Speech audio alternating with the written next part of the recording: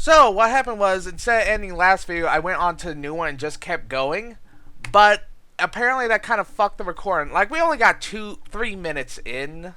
So uh not that bad actually. Like, we didn't miss that much. Let's just go back and restart. Side of the wall. Then, with worried goodbyes, my companions left me alone.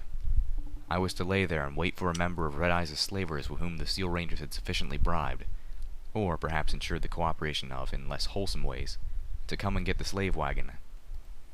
I'd forgotten what it felt like to be alone. I had spent my whole previous life alone.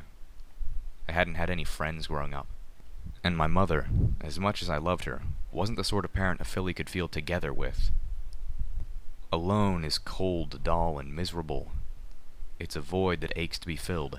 I'm so happy I And the caught little that hobbies before and we got too distractions far that I into the turned to video. had never really filled that hole, because it was a hole that could only be filled with companionship. Growing up, the closest thing I had come to that was music, the singing on the Stable 2 broadcast. At least with music, there was another pony involved who was trying to make a connection, and I could pretend that pony was trying to make a connection specifically with me, not just any pony who was listening. The illusion was never perfect, and I couldn't be held beyond the song, but while the music was playing, the mirage of friendship helped protect me against the cold. Needless to say, it was the songs of Velvet Remedy which I had cherished the most. I had even fallen in love, I think, with my dream of her. I As still you do. remembered the hurt when my ridiculous and unrealistic mental image of her was shattered by the real thing standing in a train car, a non-prisoner in a slave town. And even then, I think I still clung to little fragments of my dream Remedy until the day she shot me. That said, I wouldn't have traded my very real friendship with the actual pony for anything, much less for a relationship with my two-dimensional daydream. What I had was better. Far better. Because it was real. Yeah. When I left Stable 2, my life changed forever. And the most drastic change wasn't the vast open wasteland, or the sickly sunlight that pushed its way through the clouds. It wasn't the horrors and wickedness and cruelty I had seen, or the daunting amount of pain I had suffered, or even the growing river of pony blood drowning my hooves. The most drastic change was friendship, and it had started just a few days out of the stable, with a pony named Calamity. After he shot Calamity you. was unlike any pony I had ever met. He was fearless and noble, and just in a way that I could only aspire to. And he cared about me in a way no pony, not even my mother, ever did. He was willing to stand by me, even when I was being foolish and wrong. Not that we never disagreed, because we did often enough, but he gave me the benefit of the doubt. He trusted me, and he was some pony that I knew I could trust in return. I freely admit that I had been jealous when Calamity and Velvet Remedy had started to gravitate towards each other. And, in retrospect, I have to wonder, was my conviction that they were a couple already accurate, or a self-fulfilling prophecy? How foolish I was to feel that way. But friendship was, and is still new to me, and I had many lessons to learn about it. And many, many more to go, if the sheer number of Spike's stories are to be believed. Only after I had come to accept their closeness and take comfort in it, was my heart really open enough to embrace homage. I had friendship, but the void goes deeper than that. Need I wanted more than companionship. companionship. I yearned for love and physical intimacy. I will also admit that when Homage first opened the possibility, I was drawn to her out of desperation. But that changed. She changed that. Likewise, I would not It'd be blame the pretty pony bad for if she thinking that our didn't. relationship had been fast and brief. But while it is true that I had not met her in the coat and mane until Telling Pony Tower, I had gotten to know much of her before seeing her face to face, as she had gotten to know me. In truth, I have known Homage almost as long as I have known Calamity. True, Yeah. I had not known her deeply and personally until Ten Pony Tower, but who really knows their friends well in the first few weeks? And I can safely say that the connection we had built before meeting was laid on a solid foundation. I can say this thanks in great part to the honesty that I realized Homage embodies. The Homage I grew to know as DJ Pony was and is the real Homage. Not all of her, granted, and not without trappings, but real all the same. Homage knows of me at my best, but she's also seen me at my worst. And instead of being scared away, she's embraced me and let me in. She's held and comforted me. And she's done much, much more, allowing me an intimacy that I'd only daydreamed about before, and, usually to my private shame. With Homage, I don't feel ashamed. Having seen the memories of Steelhooves, a melancholy realization had crept into my thoughts. He was the only one of my companions who had been in a similar relationship. Yet, unless Calamity and Velvet Remedy had managed to be up on things with a far greater degree of sneakiness and stealth than I attribute to either of them. Like me, he had a companion whom he could trust to be open and honest with him. And, like me, he chose to keep things from her. I'm quite sure he did not reveal to Applejack the murder he committed. Whereas in my case, I've kept from Homage. Again, I thought that it was going to be Applejack died. I thought she fucking died. Well, like another murder. I don't think that was that clear. Or am I just an idiot? I probably forgot. Like something where it said, I probably wasn't like paying attention when it said she was live. I was just like, oh shit, she's dead. Oh well. Steelhooves committed. Thinking on these things, I suddenly found the parallel downright creepy. Steelhooves once told me that I would learn he wasn't a better pony, which I certainly have seen is true, just like she did. And while I can only guess at what befell their friendship, I do know that he and Applejack were together on the day the bombs fell. I must assume they at least worked at mending any damage his dark secrets had caused. And I also know that, ultimately, she left him. She chose her family over him, and she left him behind. And he's been living with that abandonment for 200 years. Alone. With an aching heart and a sense of unease, I found myself desperately needing to talk to Homage. With any luck, I would be able to do so as soon as my friends had the override installed. I wondered if I would be able to speak to her just by talking to the air. But from what I had heard, it seemed more likely that I would need to get to the station myself to have real communication with her. Yeah. Either way, I was determined to come clean, for better or for worse. Unlike the hobbies and distractions of my lonely youth, friendship really can fill the void enough for a pony to be happy. And while I wouldn't normally consider my experience in the equestrian wasteland to be happy ones, I really have been happier out here than I ever was in Stable 2.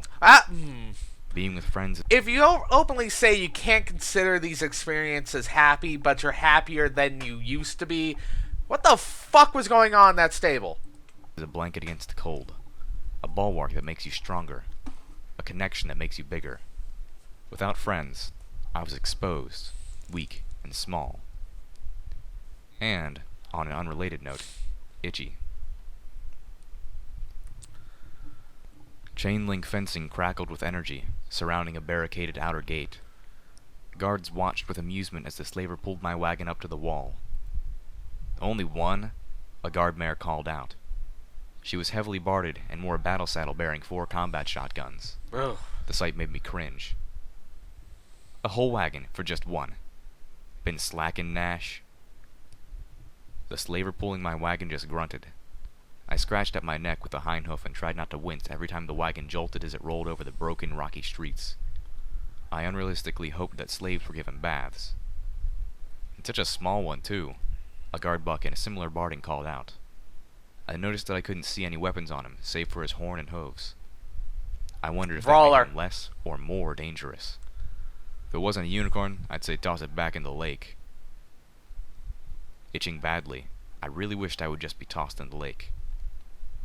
It occurred to me, however, that this was not the first time a slaver had suggested unicorns were considered an extra valuable prize. Not entirely surprising, considering that the unicorns in Stable 2 were often expected to go into technical works thanks to the fine manipulation our magic allowed. Right. I wondered what Red Eye was putting us to. I'd probably find out soon enough.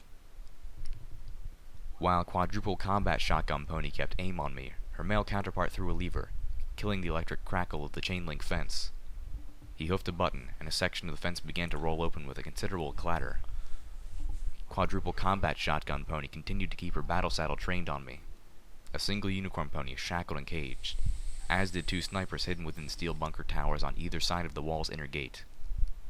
The heads of patrol ponies could be seen walking the perimeter of the wall on a raised platform just behind it. Even knowing me, it felt like a ridiculous amount of overkill. A griffin arced overhead, checking out the latest arrival, and flew away, laughing. By the you-know-who, Nash. When I first saw this one, I thought you'd bucked your horseshoes and actually brought in a filly, the mare snickered, making me feel even smaller. I was thinking maybe I ought to blow your head off before Stern got a hold of you. Nash, my chauffeur, merely grunted again. What's this? The guard buck asked, peering in at me. His horn glowed and a jagged, rusty spear jutted between the bars at me. I cringed back. The unicorn frowned at me and tipped the spear so the head of it caught on the blood-soaked wrapping around my pit buck and pulled it away. Crap. I wasn't even in the gate and the plane was falling apart. Yeah. Oh, he said with a smiling grunt. Think you're a clever pony, do you? He gave me a cruel leer. Let's see how clever you feel inside. Inside? Did he intend to rape me? I wondered with a shot of panic. Or just let me go through the gate.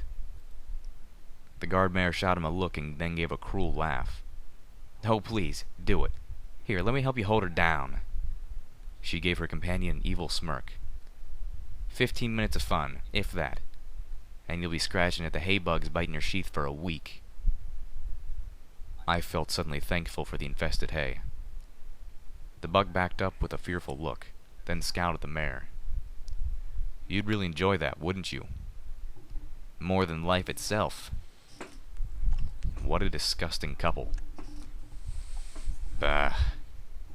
He hit the button to close the outer gate and waved a hoof towards the sniper ponies. Let it through. He gave me one more look, this one barely containing revulsion.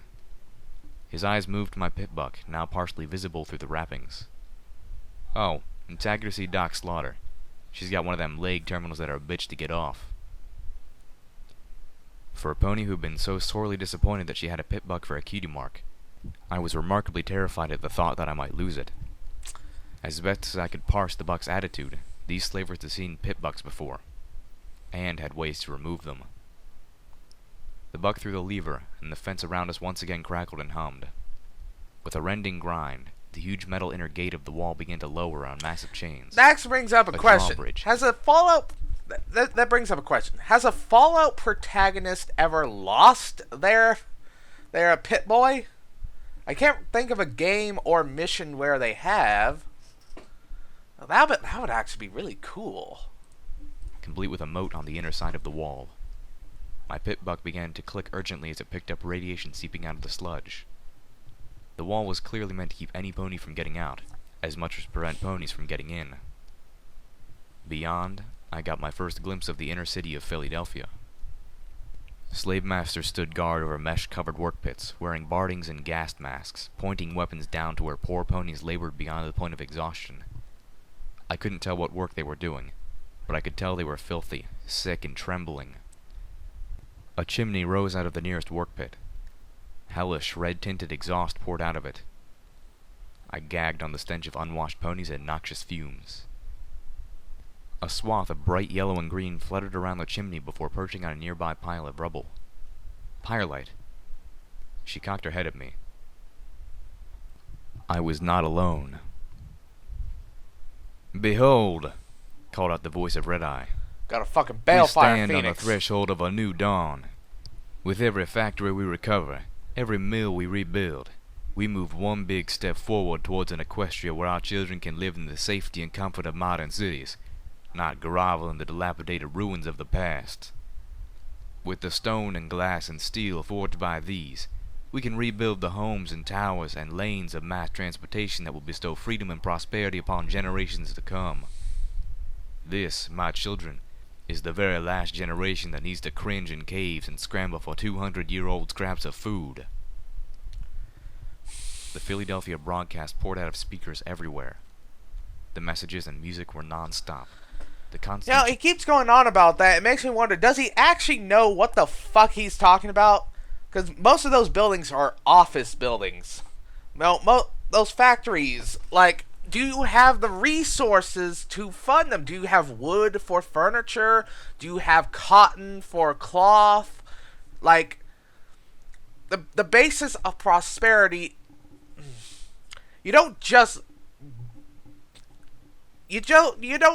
bull rush industrialism. Okay, you need a bedrock, agriculture, like cotton for cloth, corn, potatoes, whatever for food, You know, you got to work your way up. You can't just rush it. You need to like get the raw resources to get the industrial finished products. Like it's like Tropico. You play Tropico, you know. You got to get your agriculture, you got to get your basic resources, then you can move on to industry. Red Eye's bull rushing industry. It makes me wonder, does he have the raw resources to get the quality of life he's talking about? I don't think he does. I mean, I haven't heard anything about forests or about farm. I'm sure there are farms to feed, but like, does he have the more not food products, but what do you call agriculture products like cotton and other stuff? I don't think it's luxury. But I don't know. Does he have farm plots out for like cash crops? That's what you call them. Does he have them for cash crops? I don't know. If he's a true believer, and I think he might be going for the once we get industry set up, everything will be good. That's the kind of thing I feel. Like mass transportation, like glassworks, all that won't just give you it. I mean, granted, you need glassworks for things like greenhouses, so that's something he could do. But is he pushing for that, or is he just making windows? Is he like making the glassworks for greenhouses, or is he just trying to like fix up the windows? Like what's the basic plan? I want to hear his plan in full detail, because I want to know if he knows what he's talking about or if he's just an idiot. I gotta know. Champion of both slave masters and slaves. Nash pulled the wagon past several more work pits before drawing to a stop in what had once been a chariot lot. I coughed. My pit buck was not shy about informing me that the gas pouring out of the work pit smokestacks was poisonous. The guards had masks, but they apparently couldn't spare any for the slaves. I trembled with anger. The rate of attrition here must be unconscionable. The lot was full of cage wagons, most of them recently emptied by other wagon... Eventually he's going to run out of slaves, dude. Come on. Like...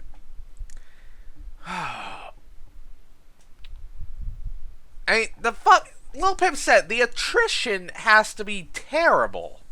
Like, this form of slave, like, I've talked about slavery in many previous videos about how the economics of it, the morality of it. Like, when it comes out to, not only is this slavery immoral, it's uneconomical. Like, it's unsustainable. Pullers who were amassing slaves in an open area of the pavement. The gate I had come through was not the only one, and I was not the only new arrival. Nash opened my cage and stuck his head in, biting on the chain between my shackles and hauling me roughly out. I was dragged into a throng of suffering ponies, each of whom had clearly been through weeks of torment before even getting here. A large black griffin in dark gray talon barding landed on the roof adjacent to the chariot lot and turned her white feathered head to scowl at us. Above her rose a banner that fluttered in the wind, the Red Eye flag. She had a whip curled under one wing and an anti-machine rifle strapped to her back. The work is hard, yes. Red Eye's voice continued out of the nearest speakers as the griffin above scanned the miserable group of ponies beneath her. But only through the generous gift of our effort can our children and our children's children have a better world. We must selflessly give all that we have so in a new Equestria we may rise. And that is not such an easy thing to ask. Honestly, Red Eye, I don't see much asking going on. Tribals only care about their small groups, unable or unwilling to view a larger picture. Raiders and Steel Rangers are the epitome of selfishness, caring only for their own base desires and outdated codes, taking what they want from the rest of us and giving nothing back. But here, today, and every day, we give back. We create. Where others know only to tear down, we build. And that, my children, is how we pave the way for. One of the other wagon pullers shouted at us, making many ponies cringe, and one actually burst into tears. Make yourselves presentable, you worthless mules. The Griffin's expression suddenly turned from something resembling mild contempt to cold anger. She drew the massive anti-machine rifle faster than I would have thought possible. The report of the gun was like the righteous anger of Luna. The wagon puller was ripped in two, the bullet punching through the asphalt and burying itself deep in the ground. A few ponies screamed. A magenta mare with an orange mane began backpedaling, trying to keep her hooves out of the spreading pool of blood, her terror-stricken face splattered with what looked like part of the dead slaver's stomach lining. "We are not animals. We are not zebras. We are ponies. We have a better nature and a higher calling. We know that the road is hard, and yet we stand and face the challenge. We know that many of us may suffer and perish and never taste the sweet fruits of our labor. But out of generosity and hope, we give of ourselves anyway, so that others may know a better future. Because that future is worth any sacrifice. And yes, the new Equestria does demand sacrifices." When it comes to Red Eye, to me, Red Eye is like Donald Trump in that I really want to hit him really, really hard. Maybe just once? Probably a lot more, though. Like, oh man, that feeling that you just want to punch the fucker. Like, not even kill him, just beat him. You ever get that feeling when you're watching Donald Trump? I do. Just whack right in the face. But pony sacrifices? Red Eye's speech ended. The music began again, uplifting and regal. The Griffin looked not to us, but at the cowering slavers. "You do not interrupt when Red Eye is talking." She then turned to us. "My name is Stern," the Griffin stated, looking down on her new slaves. "And this is my town." "You are workers," Stern informed us as she paced along the rooftop above. "You work towards the building of a brighter future, a brighter tomorrow, towards the new Equestria which will be populated by unity. Your work is the gift that you give to the future, and you can either give it willingly, or Red Eye will give it for you." I found myself conflicted. I seethed at the treatment of the ponies, which amounted to nothing short of slow and torturous murder. And yet, I understood Red Eye's goal. Maybe not all of it. The whole unity thing was getting downright creepy. But the progress? It's a cult! The striving to make the world a better place at any cost? The same drive had left me flank deep in blood, and I was not apologetic for it. Red Eye will put you to work doing things we probably should be working towards together anyway, although by choice and in safer conditions. Me? I'll put a bullet through your head if you're a raping, murdering blight on pony kind. In both cases, we had decided that ponies who didn't choose their own lives the right way had forfeited their right to live freely, if at all. There was a difference. There was a line between Red Eye and me. It just wasn't as thick as I would have liked. Even so, it didn't change the pain I was seeing and hearing all around me, and that these horrors had to stop. But most of you ponies don't really care about the future, do you?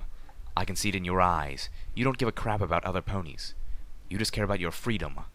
Well then, listen closely, because I'm going to tell you how to free yourselves," Stern said, her voice gruff with disgust and conviction.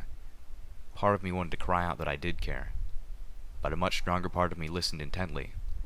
Unless I could find a screwdriver and an unguarded place to hide, this might be my best chance. "You earn it." Of course you do, I thought. But Stern was quick to expound on that concept. "You can toil in the mills and the factories and the workhouses until you drop, or you can volunteer for more dangerous jobs. Those who do are rewarded.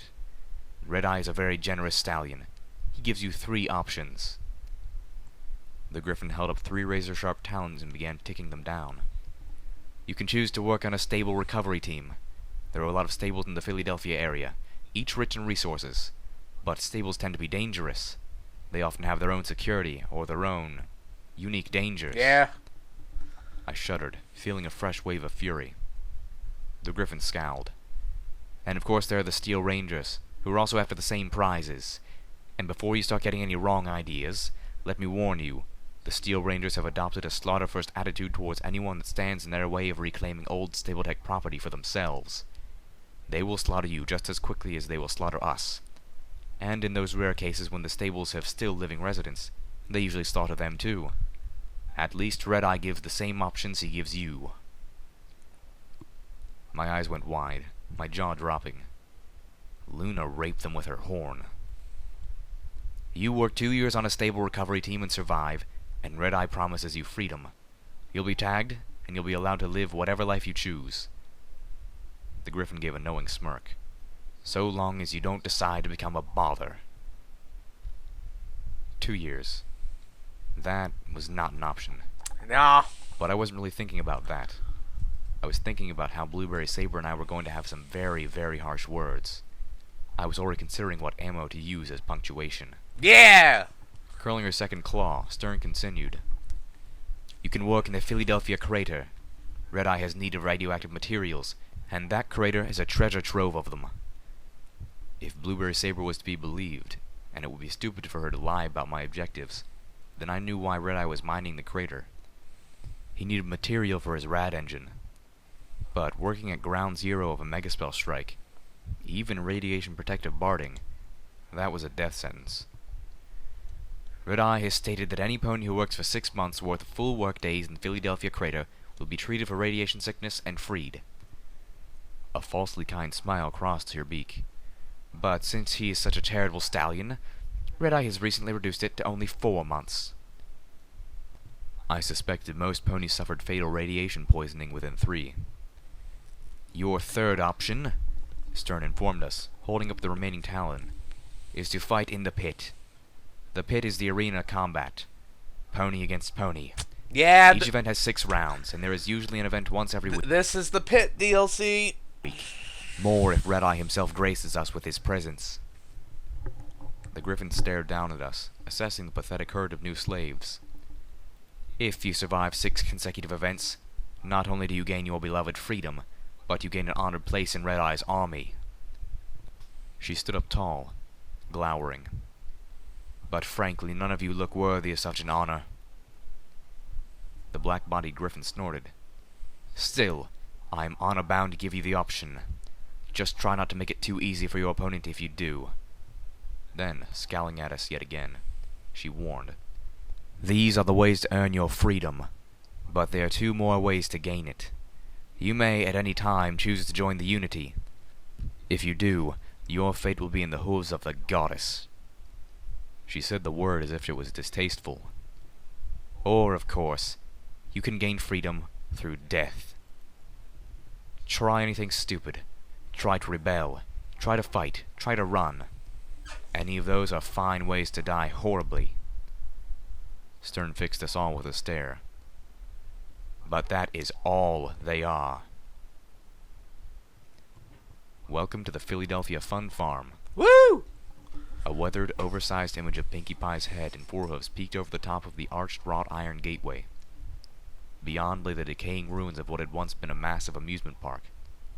I remembered it from the poster in Steelhoof's shack. Everything from the Grand Galloping Gala should have been. Every day, forever. We were herded through the gateway. A fair bulk of the old amusement park had been converted into slaves' quarters. I had been assigned a straw mat somewhere in an enclosure where ponies once galloped around in mock-ups of plow wagons, ramming into each other for fun. Being new, I didn't rate 4 walls, only a roof. And I was told to be glad for that. The rain in Philadelphia, they warned me, burned. On the path up to the gateway, I spotted slaves harnessed to actual plow wagons, pushing mounds of rubble as they pulled a chariot behind them, carrying the slave pony master who whipped them if they weren't going fast enough. Or if the slave master liked the sounds the poor pony made when struck brutally with the lash. Or if she was just bored. I wondered if any of those tortured ponies spent their nights sleeping in the bumper plow pit. Sometimes, irony sucked. Once, colts and fillies would drag their parents from miles around to romp and play in the silly rides and spectacles the Philadelphia Fun Farm provided. Now, it was a monstrous monument to slavery and death, wrapped in garish, peeling paint. Pinkie Pie would not approve. Above us, 3 Pinkie... Damn it, that would have been the perfect place to pause for the next video. Okay, we'll move on to the next one, because we are at the 30-minute mark. See you again in just a few minutes.